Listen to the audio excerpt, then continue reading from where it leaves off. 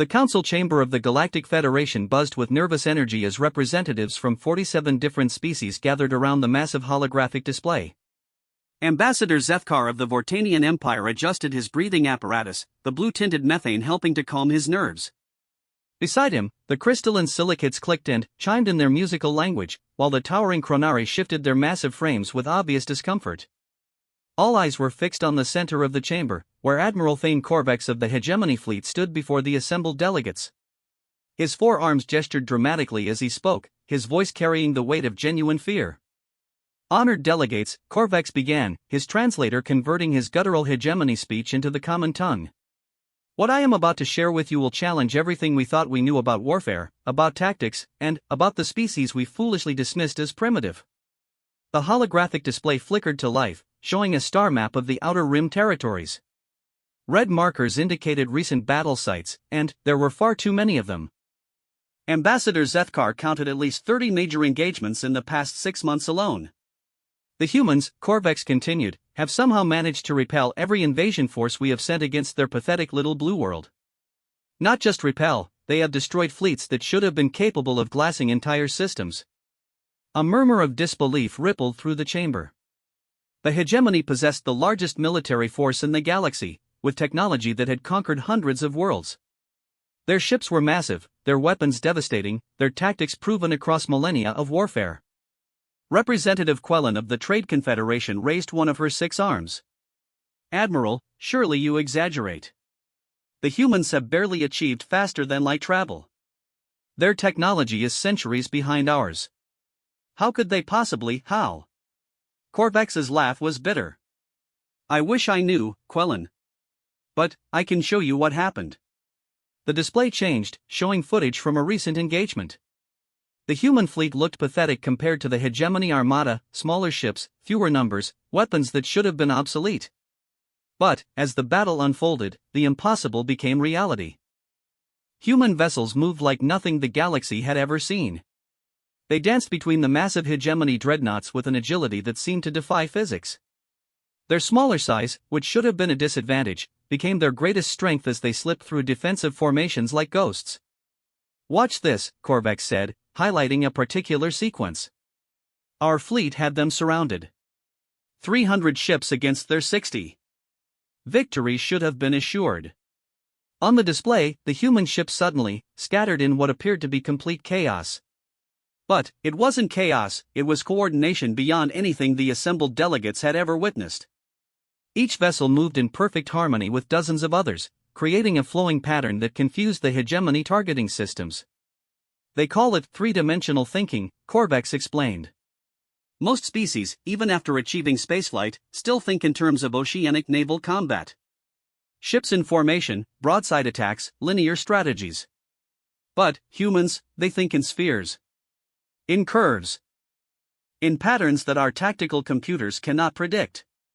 The battle footage showed human ships diving below the hegemony formation, using the artificial gravity of the larger vessels to slingshot themselves into attack positions.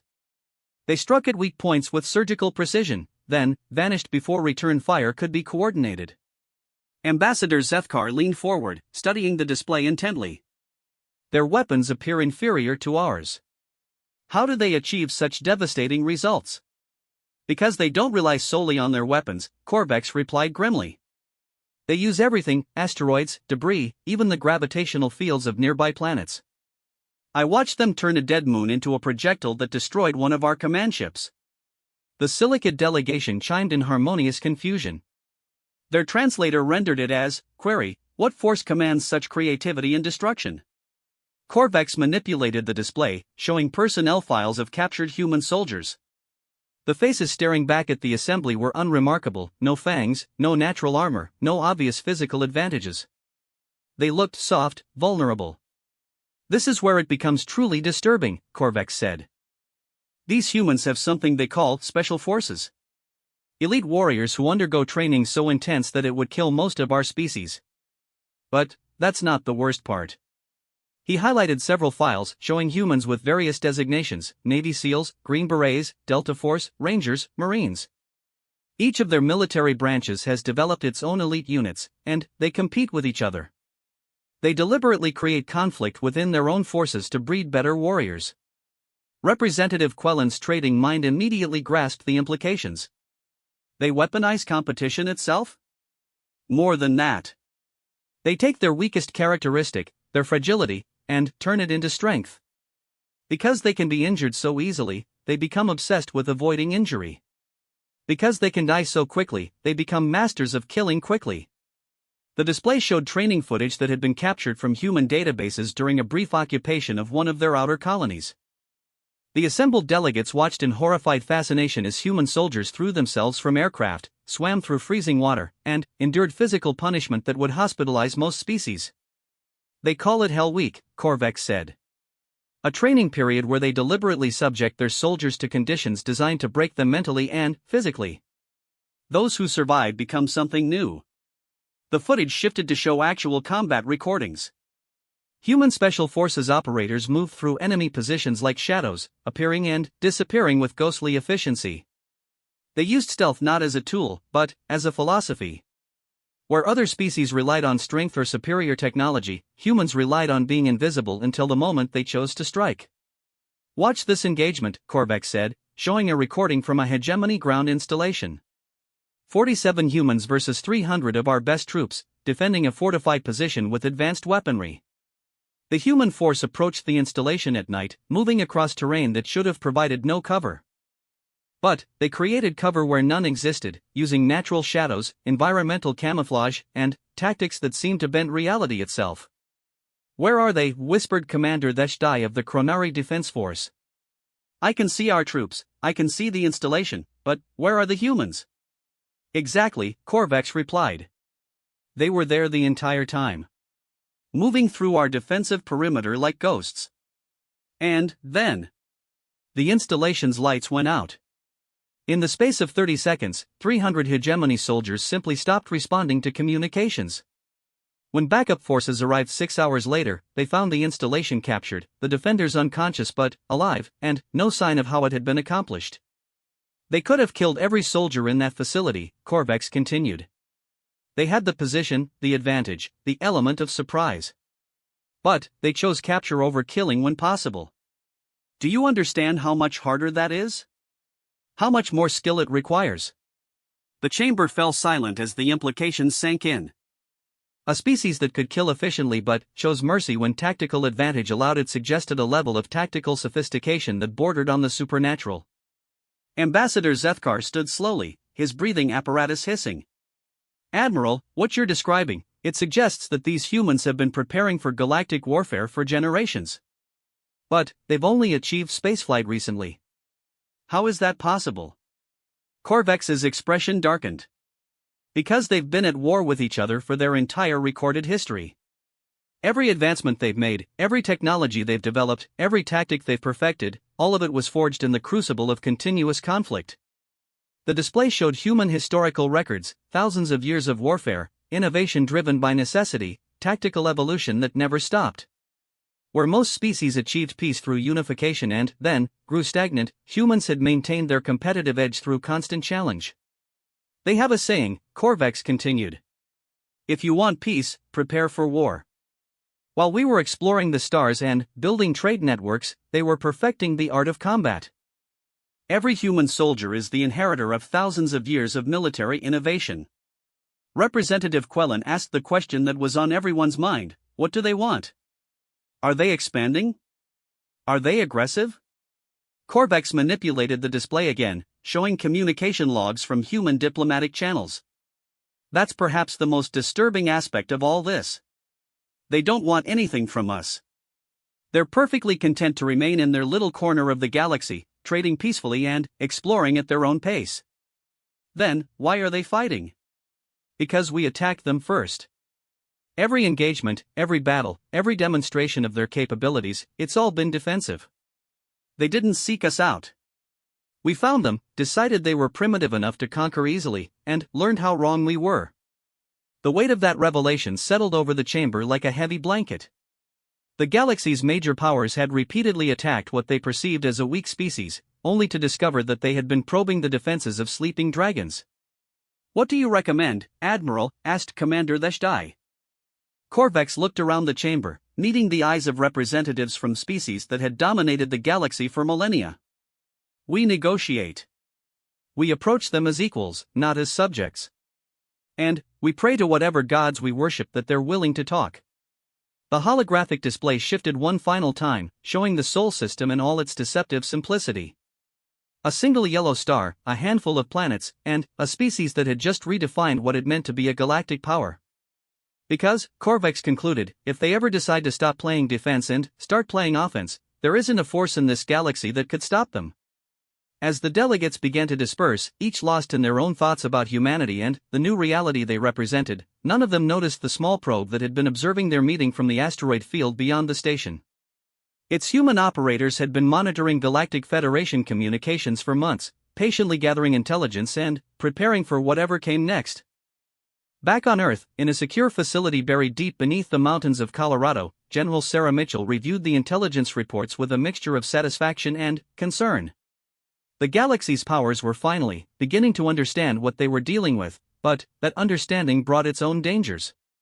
She turned to her aide, a young lieutenant who had been monitoring the feeds. "What's our assessment, Jackson?" Lieutenant Jackson consulted his tablet. "Mixed signals, ma'am.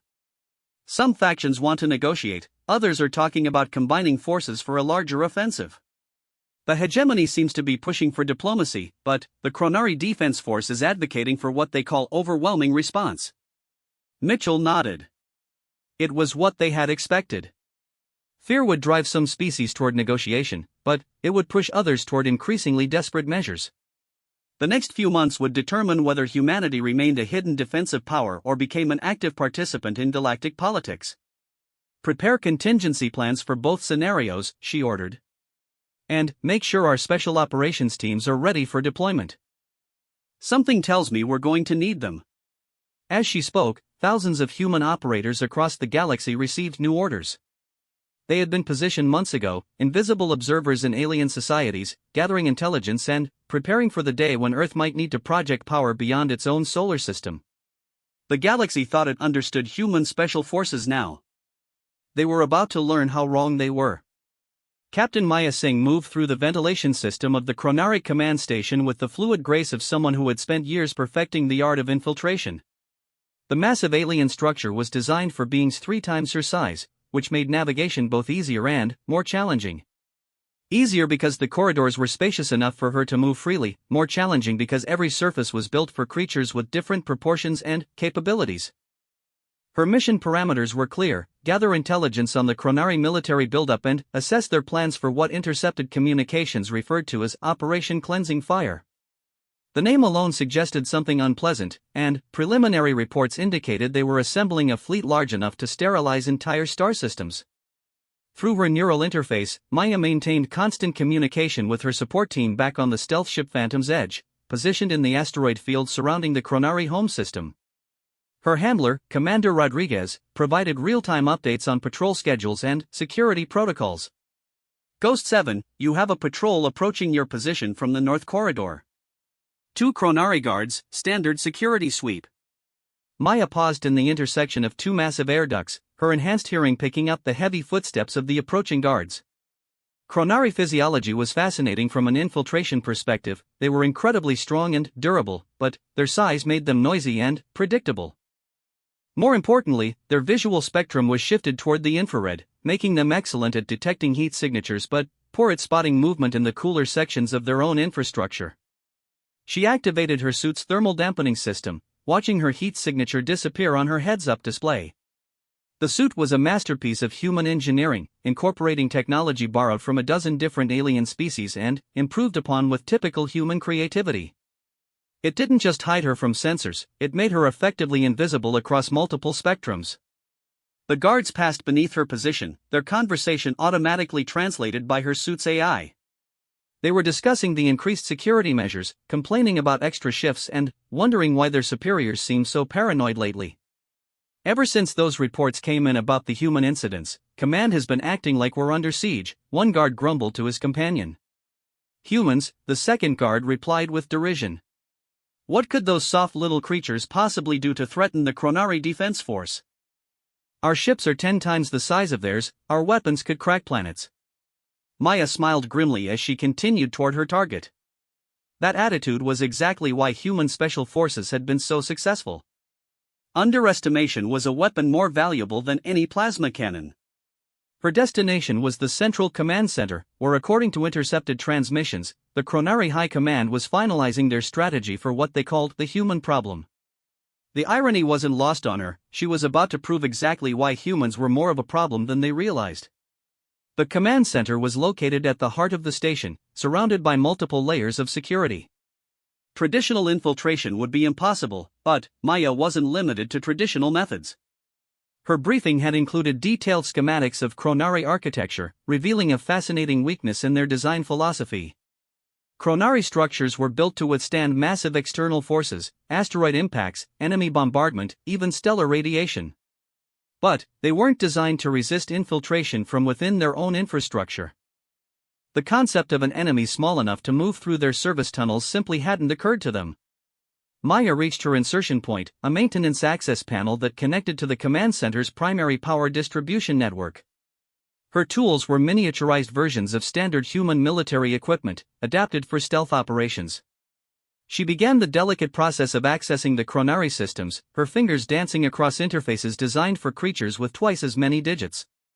Ghost 7, I'm reading increased activity in the command center, Rodriguez's voice whispered in her earpiece. Looks like they're bringing in additional staff for a major briefing. Perfect timing, Maya replied, installing a microscopic monitoring device into the power conduit. More voices means more information. The device was another marvel of human engineering, a quantum-entangled communication node that could transmit data instantaneously across galactic distances without any detectable energy signature. Within seconds of installation, it began feeding live audio and visual data from the command center directly to her suit's processors. Through the feeds, Maya watched as Chronari military leaders filed into the chamber. Their species was impressive in person, standing nearly 12 feet tall, covered in natural armor plating, with forearms that could each lift several tons. They moved with the confidence of apex predators who had never encountered anything capable of threatening them. Supreme Commander Vashti took his position at the head of the tactical display, his voice resonating through the chamber with authority that had commanded fleets for over 2 centuries. Fellow commanders, the time for half measures has ended. The humans have demonstrated capabilities that threaten the natural order of galactic civilization. The tactical display activated, showing detailed analysis of recent human military actions. Maya was impressed by the accuracy of their intelligence. Clearly, the Chronari had been studying human tactics more carefully than their dismissive public statements suggested. Their so-called special forces represent a paradigm shift in warfare that we cannot allow to spread, Vashti continued. If other species begin adopting human tactics, if they learn to fight as these creatures fight, the balance of power that has maintained galactic stability for millennia will collapse. General Korthax, leader of the Chronari assault fleets, stepped forward. Supreme Commander, surely you overestimate their capabilities. Yes, they have achieved some victories through unconventional tactics, but numbers and firepower must eventually prevail. Vashti's expression darkened. You were not present at the Zirian incident, General. I was. I watched 3 human operatives infiltrate a hegemony fortress that had been considered impregnable for 50 years. They neutralized a garrison of 400 soldiers without firing a single shot.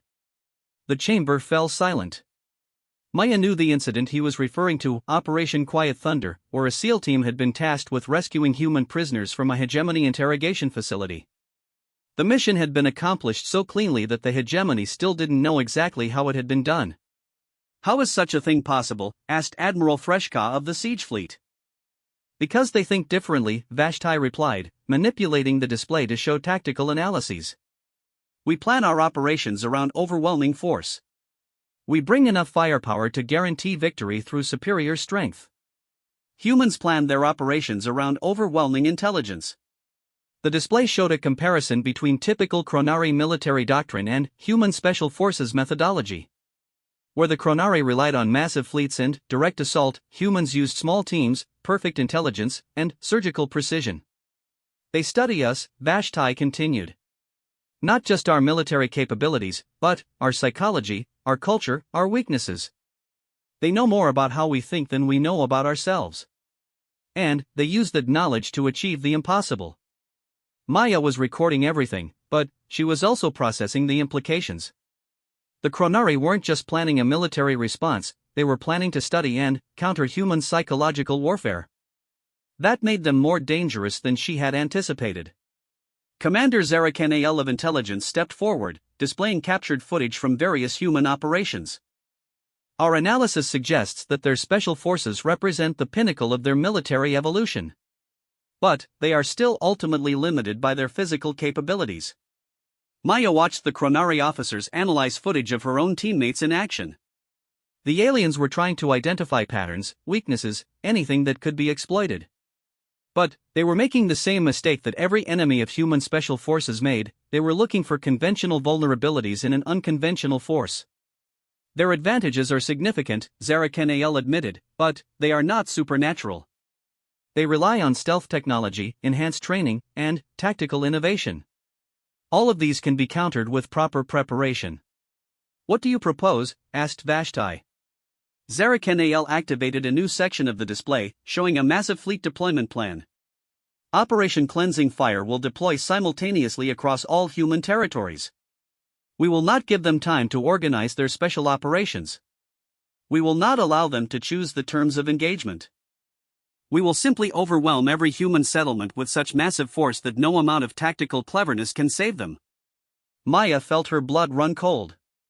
The operation wasn't just targeting military installations, it was planning the complete destruction of human colonial worlds. The Chronari were so concerned about human tactical capabilities that they were planning genocide to eliminate the threat. The fleet composition includes 7,000 capital ships, 30,000 support vessels, and enough firepower to sterilize every planet in human space, Zarakanael continued.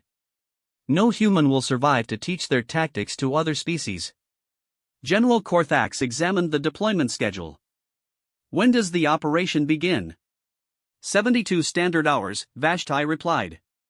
Enough time for final preparations, but not enough for human intelligence to detect and counter our plans.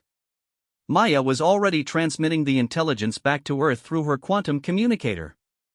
72 hours wasn't much time to prepare for a genocide attempt, but it was enough time for humanity to demonstrate why underestimating human special forces was always a fatal mistake. As the Chronari continued their planning, Maya began her exfiltration from the command center. Her mission was complete, but the real work was just beginning.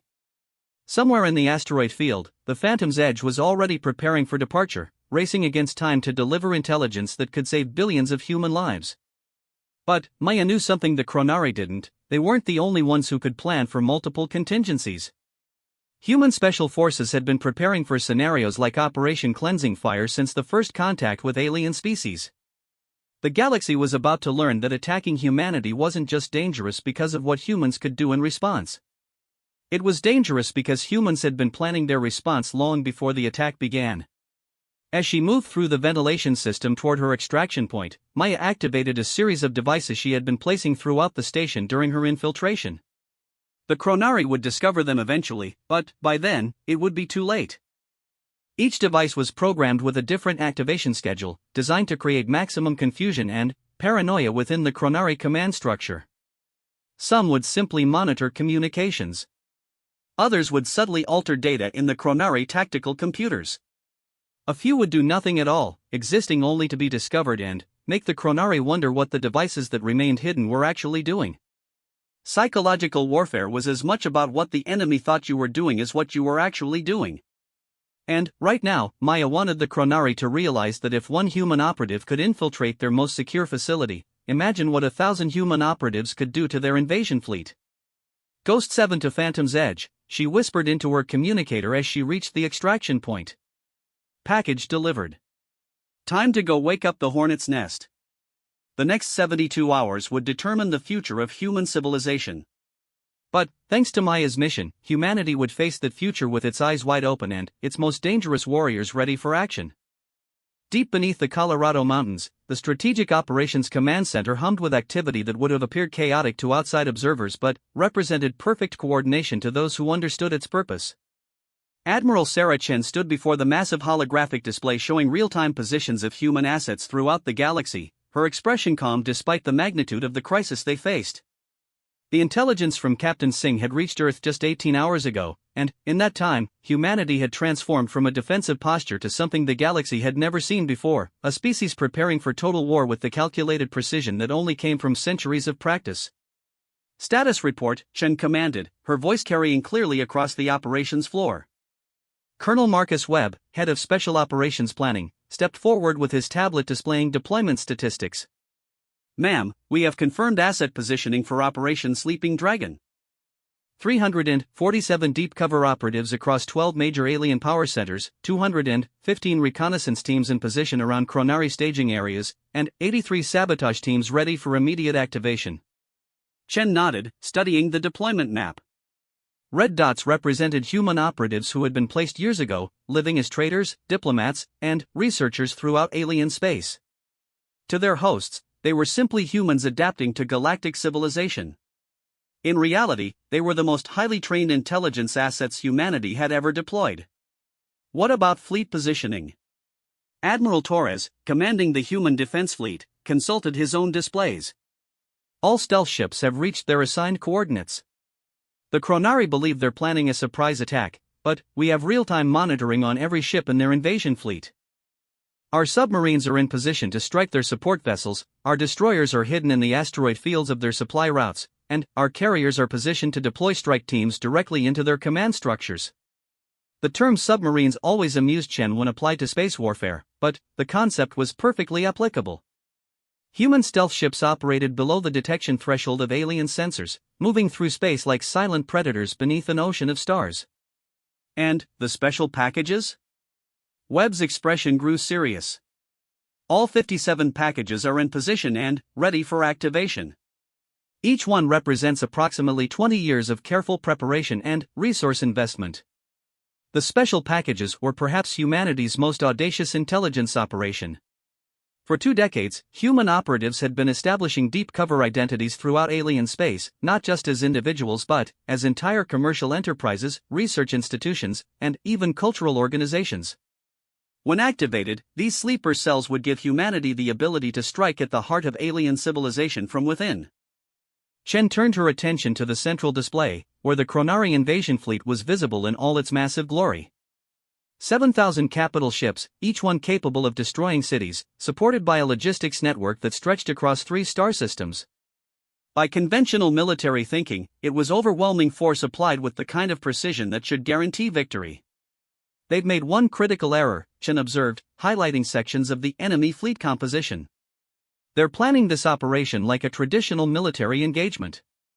Massed forces, overwhelming firepower, linear deployment strategies." Captain Rebecca Kim, head of tactical analysis, nodded in agreement. "They're fighting the war they know how to fight, not the war we're actually going to give them." Chen smiled grimly. "Exactly. They think they're facing the human military. They have no idea they're about to face human special forces operating on a galactic scale." The difference was crucial. Traditional military doctrine was designed for battles between roughly equivalent forces using similar strategic thinking. But human special forces doctrine was designed specifically for asymmetric warfare, small forces defeating much larger ones through superior intelligence, planning, and execution. "Initiate Phase 1, Chen commanded." Across the galaxy, human operatives received simultaneous activation signals. In the Chronari home system, Captain Singh and her team aboard the Phantom's Edge began deploying micro-drones that would attach to Chronari ships like electronic parasites. Each drone was smaller than a human fingernail but capable of completely disrupting alien computer systems at the moment of human choosing. On hegemony trade stations, human merchants suddenly revealed themselves as demolition experts, placing precisely calculated charges that would cripple the supply networks supporting the Chronari invasion. The explosives were designed not to kill, but to create maximum logistical chaos, the kind of disruption that could strand entire fleets without fuel or ammunition. In the Outer Rim territories, human researchers studying alien ecosystems activated hidden communication networks that had been years in the making. These networks allowed human command to monitor alien communications in real time while remaining completely invisible to alien detection methods. Phase 1 activation complete, Webb reported after 30 minutes of coordinated activity. All assets report successful deployment with 0 detection incidents. Chen nodded, unsurprised by the perfect execution. These weren't regular soldiers following standard procedures, they were special forces operatives who had been preparing for this exact scenario for most of their careers. Begin Phase 2. Phase 2 was where human creativity truly shone. Rather than attacking the Chronari fleet directly, human forces began attacking the things the Chronari fleet depended on. Supply convoys found themselves mysteriously developing mechanical problems that forced them to return to port for repairs. Communication relays began experiencing random malfunctions that corrupted tactical data. Navigation beacons started providing subtly incorrect information that would cause massive coordination problems during complex fleet maneuvers. Lieutenant Commander Jackson, monitoring the tactical display, reported the early results with barely concealed admiration. "Ma'am, the Chronari are having to delay their invasion timeline by at least 12 hours due to supply chain disruptions. They don't even realize they're being sabotaged, they think they're experiencing an unusual run of equipment failures." And, Phase 3? Webb consulted his chronometer. Initiates in 6 hours, synchronized with the Chronari fleet departure from their staging areas. Phase 3 was the most audacious part of the operation. As the Chronari invasion fleet began its journey toward human space, they would discover that their ships had been infiltrated not by soldiers, but by ghosts. Human operatives had spent months learning alien technology well enough to insert themselves into alien crews as maintenance workers, technical specialists, and logistics coordinators. When Phase 3 activated, the Chronari would find that their own ships had become their enemies. Shen reviewed the personnel files of the operatives who would be executing Phase 3. Each one was a volunteer who understood the extreme risk involved. If captured, they would face interrogation techniques designed for alien physiology, which could be fatal to humans. But they had also been given the tools and training to avoid capture, even if it meant the ultimate sacrifice. Admiral called Captain Kim from her analysis station. "We're detecting increased Chronari communication traffic. They're beginning to suspect that their equipment problems aren't coincidental. Expected timeline for their realization? Based on their investigation patterns, approximately 18 hours before they understand the scope of what's happening to them." Chen nodded. 18 hours was exactly what human planners had anticipated. By the time the Chronari realized they were facing systematic sabotage rather than random equipment failures, their invasion fleet would be too committed to its course to turn back effectively. What about other galactic powers? Any response to our intelligence sharing? Admiral Torres pulled up diplomatic communication logs. Mixed reactions. The hegemony is demanding proof of Chronari intentions before taking action. The Trade Confederation is calling for emergency diplomatic sessions. The Silicates are offering to mediate negotiations. And the Vortanians? Radio silence. But our assets report massive mobilization of their defense fleets. They may not be saying anything publicly, but they're preparing for the worst. Chen wasn't surprised.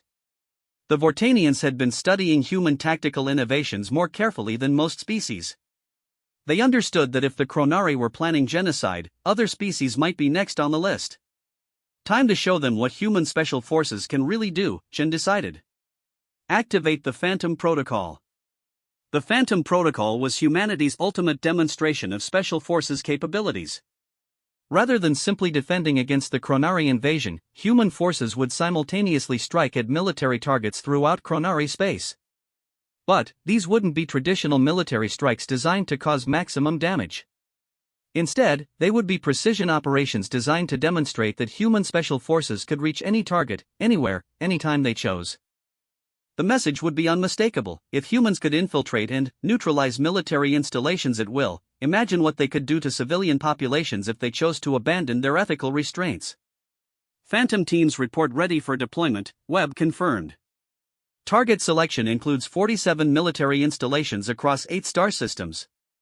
Estimated completion time for all objectives, 6 hours and 37 minutes. Chen studied the target list with professional appreciation. Each installation had been selected not just for strategic value, but for symbolic impact. Command centers, logistics hubs, communication arrays, and research facilities, all the infrastructure that made large-scale military operations possible. Rules of engagement? Minimal casualties, maximum psychological impact. Priority on capturing rather than killing where tactically feasible. Primary objective is to demonstrate capability, not to inflict punishment. That was the crucial difference between human special forces and conventional military doctrine. Conventional forces sought to destroy the enemy's ability to fight. Special forces sought to destroy the enemy's will to fight. Initiate Phantom Protocol. Across Chronari space, the impossible began to happen. Military installations that had been considered absolutely secure found themselves occupied by invisible infiltrators. Communication networks designed to be unbreachable discovered they were being monitored in real time by ghost signals that shouldn't have existed. Weapons systems that had never failed suddenly developed inexplicable malfunctions that rendered them useless. And, in every case, the Chronari discovered evidence that humans had been there, not enough evidence to understand how they had done what they had done, but enough to know with absolute certainty that it had been done deliberately. First reports coming in from Phantom teams, Webb announced. Installation Omega-7 reports successful infiltration and data extraction. Installation Sigma-12 reports complete neutralization of defensive systems. Installation Delta-5 reports, well, this is interesting. What is it? The Chronari garrison at Delta-5 has surrendered. Apparently, they found a human special forces operator sitting in their command center reading their tactical manuals. He politely informed them that their entire base had been compromised for the past 3 hours, and suggested they might want to reconsider their career choices. Chen couldn't help but smile. That sounded like Sergeant Martinez, whose psychological warfare techniques were legendary even among special forces personnel. He had a gift for making enemies feel so thoroughly outclassed that resistance seemed pointless. Admiral, Captain Kim called from her station, were receiving a priority communication from the Chronari High Command. They're requesting immediate diplomatic contact with human leadership. Chen checked the chronometer. The Phantom Protocol had been active for less than 2 hours, and the Chronari were already requesting negotiations. It was faster than even the most optimistic projections had anticipated. Put them through, she decided. The holographic display shifted to show Supreme Commander Vashti, the same Chronari leader whose planning session Captain Singh had infiltrated. But, where he had been confident and commanding before, now he appeared shaken and uncertain. Admiral Chen, Vashti began, his translator rendering his formal tones into English. I believe we may have miscalculated the nature of the situation between our species. How so, Commander? Your special forces appear to be considerably more capable than our intelligence indicated. Perhaps we could discuss alternatives to the current military escalation. Chen maintained her poker face, but, internally she was celebrating. The demonstration had worked perfectly.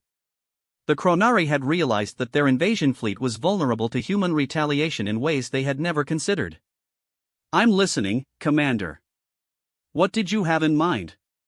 The emergency session of the Galactic Council convened in neutral space, aboard the ancient diplomatic station that had hosted peace negotiations for over 1,000 years.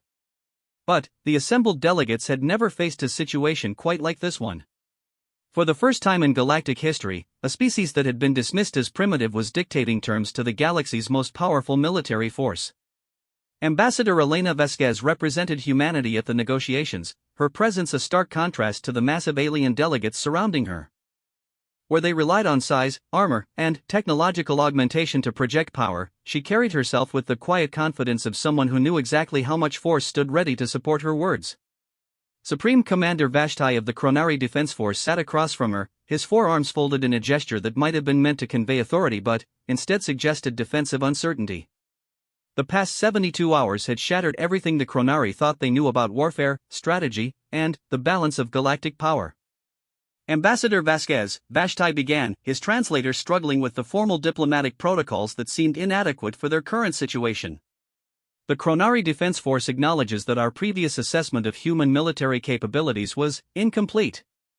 Vasquez nodded politely, consulting a simple tablet that somehow seemed more threatening than the advanced tactical displays the aliens preferred. Thank you for that acknowledgement, Commander. Though I think incomplete might be understating things somewhat. Around the diplomatic table, representatives from dozens of species watched the exchange with fascination and growing concern. The hegemony delegation whispered among themselves in their guttural language, while the crystalline silicates chimed nervously.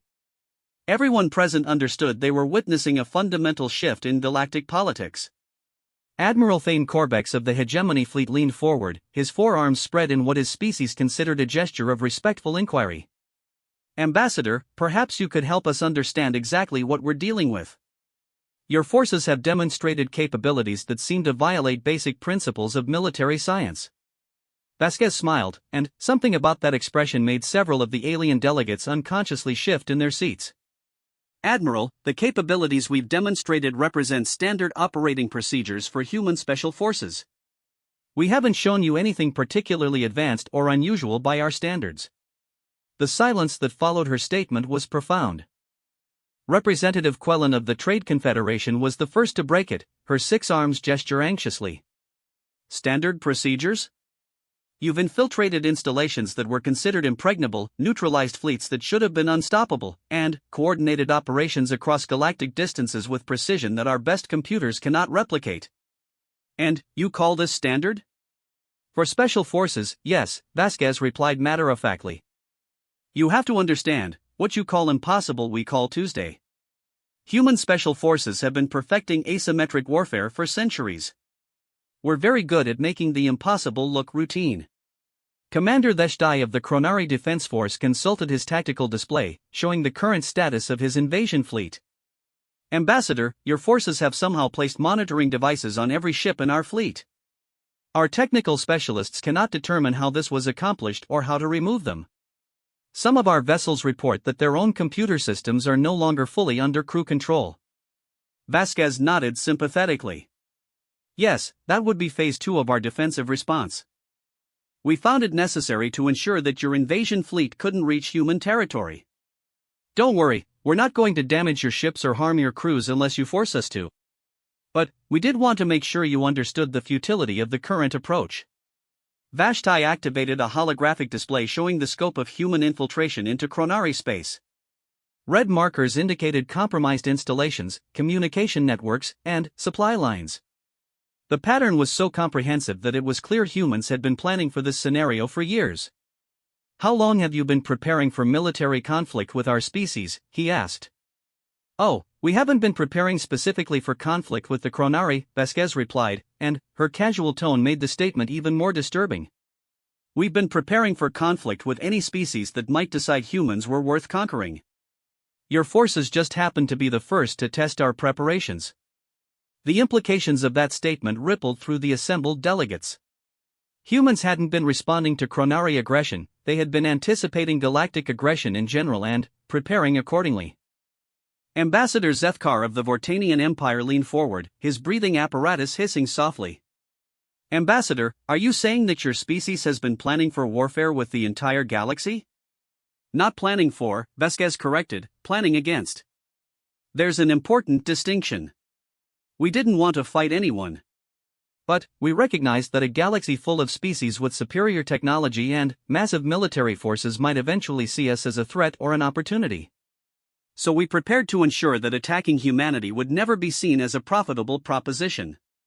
She gestured to her tablet, and, suddenly, the chamber's holographic displays activated, showing a comprehensive overview of human defensive preparations. The scope was staggering: intelligence networks spanning dozens of star systems, infiltration assets in every major galactic power, and contingency plans for scenarios that the assembled delegates hadn't even considered possible. For the past 15 years, Vasquez continued, human special forces have been establishing what we call defensive penetration networks throughout the galaxy. Every major military installation, every important supply route, every critical command center has been mapped, studied, and prepared for potential neutralization.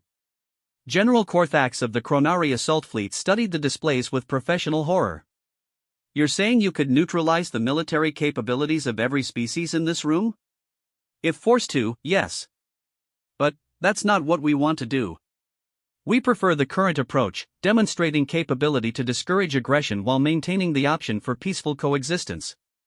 The Trade Confederation's representative, Quellen, asked the question that was on everyone's mind: what do you want from us? Vasquez looked around the chamber, meeting the eyes of delegates representing civilizations that had dominated the galaxy for millennia. We want exactly what we wanted before this crisis began, to be left alone to develop at our own pace, to trade peacefully with those who want to trade with us, and to explore the galaxy without fear of unprovoked attack. And, in exchange, prompted Commander Theshdai. In exchange, we'll maintain our current defensive posture without escalating to offensive operations. Your fleets will remain intact, your territories will remain secure, and your civilizations will continue to flourish. But any species that decides to test our defensive capabilities again will discover that what you've seen so far represents approximately 5% of our actual capacity. The chamber fell silent as delegates processed the implications. Humanity was offering peace, but backing that offer with the demonstrated ability to wage war on a scale none of them had imagined possible. Supreme Commander Vashtai consulted with his staff before responding. Ambassador, the Chronari Defense Force is prepared to withdraw our invasion fleet and establish formal diplomatic relations with humanity. But we need assurance that your intelligence networks in our territory will be limited in scope. Vasquez smiled again, and this time her expression carried a hint of warmth rather than veiled threat. Commander, our intelligence networks exist for defensive purposes only. We have no interest in your internal affairs or your conflicts with other species, as long as those conflicts don't threaten human interests. Our operatives will maintain their positions to ensure early warning of potential threats, but they won't interfere with legitimate Chronari activities. Admiral Corvex of the Hegemony raised another concern: what about our existing territorial disputes? Will humanity intervene in ongoing conflicts between established galactic powers? Not unless those conflicts directly threaten human settlements or shipping, Vasquez replied. We're not looking to become the galaxy's police force. We just want to ensure that our people can live and work without fear of conquest or genocide. Representative Quellen saw an opportunity in the human position. Ambassador, would humanity be interested in participating in existing trade networks? Your species has demonstrated remarkable innovation, and there could be significant mutual benefit in expanded commercial relationships. Absolutely, Vasquez nodded. We're very interested in peaceful trade and cultural exchange. Human entrepreneurs and scientists are eager to learn from galactic civilization, and we have innovations that might benefit other species. The tone of the negotiation was shifting from crisis management to opportunity development, exactly as human diplomatic strategy had intended. By demonstrating overwhelming defensive capability while maintaining a non-aggressive posture, humanity had transformed itself from a potential victim into an essential partner. Commander Theshdai raised a tactical question that had been bothering him throughout the crisis. Ambassador, how do your special forces achieve such remarkable coordination across galactic distances? Our analysis suggests communication methods that exceed the capabilities of known technology. Vasquez consulted her tablet, apparently checking what information she was authorized to share. Commander, I can tell you that human communication technology incorporates quantum entanglement principles in ways that allow instantaneous coordination regardless of distance. Beyond that, I'm not authorized to discuss technical details. The answer was both revealing and frustrating for the assembled military leaders. Humans clearly possessed technology that surpassed galactic standards in crucial areas, but they weren't sharing details that might compromise their defensive advantages. Vashti returned to the core issue. What timeline are we looking at for the withdrawal of your defensive measures from our territory? Our monitoring systems will remain in place indefinitely, Vasquez replied firmly. But the more intrusive defensive measures, the ones affecting your fleet operations and communications, can be gradually reduced as we establish formal diplomatic relations and trust-building measures. And if other species decide to test human defensive capabilities in the future? Vasquez's expression grew serious again. Then, they'll discover why the Chronari Defense Force chose negotiation over escalation. Human special forces have contingency plans for scenarios you haven't imagined yet, and we really prefer not to use them. The negotiations continued for several more hours, covering topics from trade agreements to territorial boundaries to protocols for future diplomatic contact. But the fundamental issue had been settled in the first few minutes. Humanity would be treated as an equal power in galactic civilization, not as a primitive species ripe for conquest. As the session concluded, Ambassador Zethkar approached Vasquez privately. Ambassador, may I ask a personal question? Of course. How long has humanity been capable of this level of military sophistication? Your species achieved interstellar flight relatively recently, yet your strategic planning suggests decades of preparation. Vasquez smiled. Ambassador, humans have been planning for worst-case scenarios since we first looked at the stars and realized we weren't alone. We just had to wait until we had the technology to implement those plans.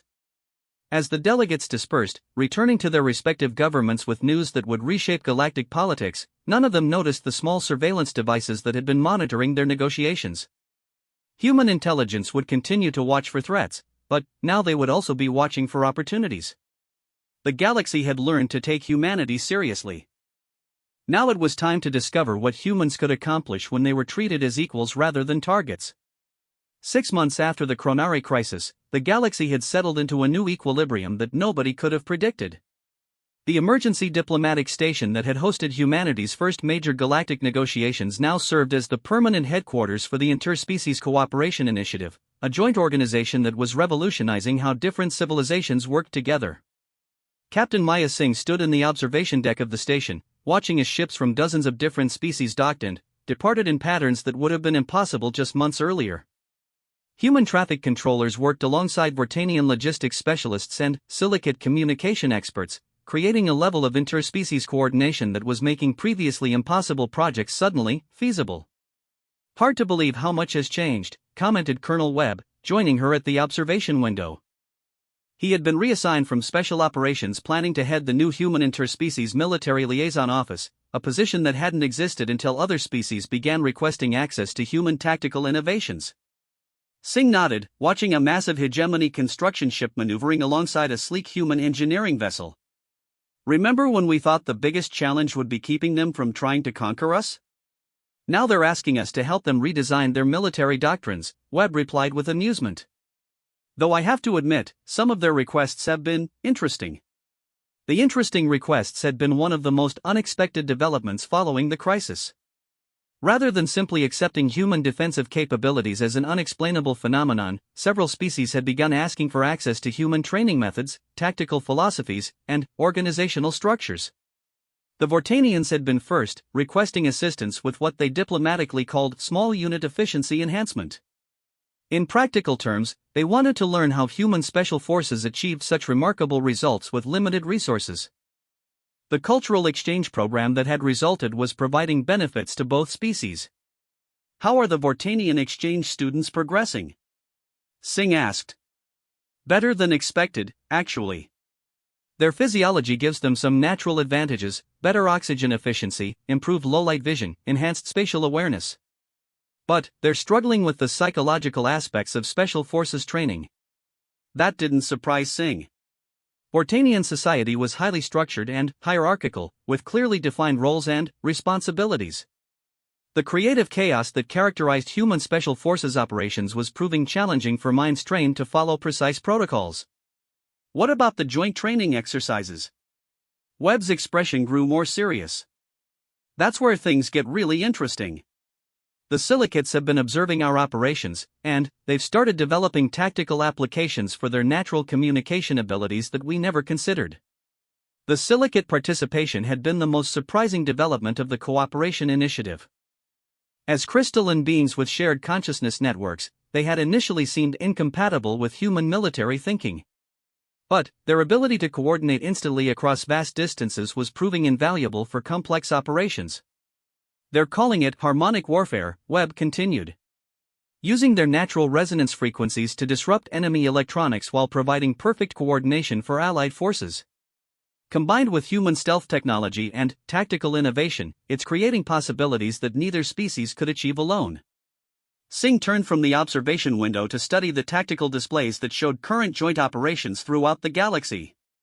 The hegemony had requested assistance with what they called resource optimization challenges, essentially, how to maintain control over their vast territory with smaller, more efficient forces. The solution had been typically human: rather than trying to maintain massive fleets everywhere, establish rapid response capabilities that could address threats quickly and efficiently. Human special forces were training hegemony officers in deployment strategies that could project power across galactic distances without requiring the massive resource investments they had traditionally relied upon. Any word on the Chronari integration programs? That's been the biggest success story, Webb replied, pulling up personnel files on his tablet. Their natural physical advantages combine remarkably well with human tactical training. Some of the joint Chronari-human teams are achieving operational results that surpass what either species could accomplish independently. The Chronari integration had been a particular point of pride for human planners. The same species that had planned humanity's genocide was now working alongside human operators to develop new approaches to galactic security challenges. It was perhaps the ultimate demonstration of how quickly political situations could change when mutual benefit replaced mutual threat. "What about the darker applications?" Singh asked quietly. Webb's expression grew somber. "That's still being negotiated. Several species have expressed interest in human capabilities for less defensive purposes. The Ethics Committee is working overtime to establish guidelines for what kinds of assistance we're willing to provide." The Ethics Committee represented one of humanity's most important contributions to galactic civilization. Other species had been initially puzzled by the concept of voluntarily limiting military capabilities based on moral considerations rather than tactical ones. But they were beginning to understand how ethical constraints could actually enhance long-term security by preventing the kinds of escalatory conflicts that could destroy entire civilizations. Admiral Chen appeared in the observation area, having just concluded a meeting with the Interspecies Security Council. Her expression carried the satisfaction of someone who had successfully navigated complex political waters. "How did the council meeting go?" Singh inquired. "Better than expected. We've reached agreement on the Outer Rim Piracy Suppression Initiative. 12 species contributing resources, human special forces providing tactical leadership, and shared intelligence networks coordinating the entire operation. The piracy problem had been one of the first tests of interspecies cooperation under human tactical leadership. Pirates operating in the Outer Rim territories had been exploiting the poor coordination between different species security forces, attacking ships and installations with near impunity. "What's the operational timeline?" "Deployment begins in 2 weeks. 40 human operators working with teams from 8 different species, supported by a communication network that spans 6 star systems. If it works, we'll have demonstrated that the cooperation model can address practical security challenges, not just prevent major wars." Webb consulted his tactical analysis reports. "The pirates won't know what hit them. They've been successful because they can predict how each species will respond individually. But human tactics coordinating multiple species capabilities? That's something completely new." Singh smiled, imagining the confusion among pirates who thought they understood galactic security patterns. "Any species requesting observer status for the operation?" 7 so far, Chen replied. "Including some that haven't formally joined the cooperation initiative yet. Success in the piracy suppression could lead to expanded participation." The conversation was interrupted by an urgent communication alert. Webb activated his communicator, listening to a brief transmission before his expression grew serious. "What is it?" Chen asked. "Long-range sensors are detecting an unidentified fleet approaching from outside the galaxy. Configuration suggests technology that doesn't match any known species." The 3 officers exchanged glances that carried months of shared experience. They had spent so much time focused on threats from within the galaxy that the possibility of external threats had become a background concern rather than an immediate worry. "Size and composition?" Chen inquired. Webb was already pulling up the sensor data on his tablet. "Preliminary analysis suggests approximately 2,000 vessels of unknown design. Energy signatures are unlike anything in our databases. Estimated arrival in populated systems, 72 hours. Singh felt a familiar surge of adrenaline that came with the recognition of a new operational challenge. "So we're looking at first contact with an external species, potentially hostile, with enough force to threaten multiple star systems." "That's the assessment," Webb confirmed. "The Interspecies Council has called an emergency session. They're requesting immediate consultation on defensive strategies." Chen smiled grimly. "Well, this should be interesting. The galaxy's first test of whether our cooperation model can handle threats from outside our local region." The irony wasn't lost on any of them. Humanity had spent the past months proving that small forces with superior tactics could defeat much larger conventional forces.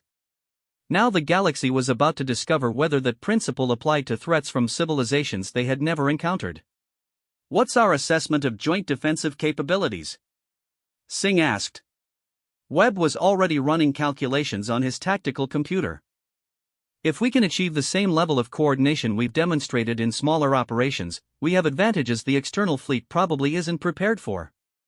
But that assumes they don't have capabilities that surpass our current understanding. Recommendations?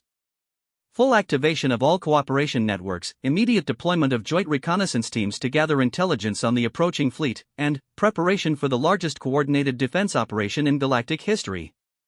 Chen nodded, her expression carrying the calm confidence that had become characteristic of human military leadership.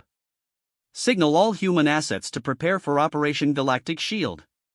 And send a message to every species in the Cooperation Initiative. It's time to discover what we can accomplish when the entire galaxy works together. As alarms began sounding throughout the station, calling delegates to emergency sessions and activating communication networks that would coordinate defensive preparations across dozens of star systems, Singh felt a moment of profound realization. 6 months ago, humanity had been an isolated species preparing to defend itself against galactic powers that saw them as primitive and vulnerable. Now they were at the center of the largest interspecies military cooperation in galactic history, preparing to defend not just humanity but the entire known galaxy against external threats. The approaching fleet represented an unknown danger, but it also represented an opportunity. If the galaxy's species could successfully coordinate their defense against external threats, it would demonstrate that the cooperation model could handle any challenge they might face.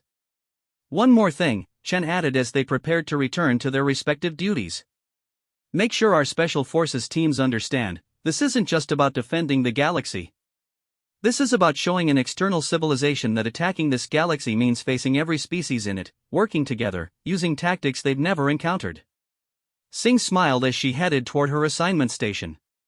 The approaching fleet thought they were facing a fragmented galaxy of competing species with predictable military doctrines.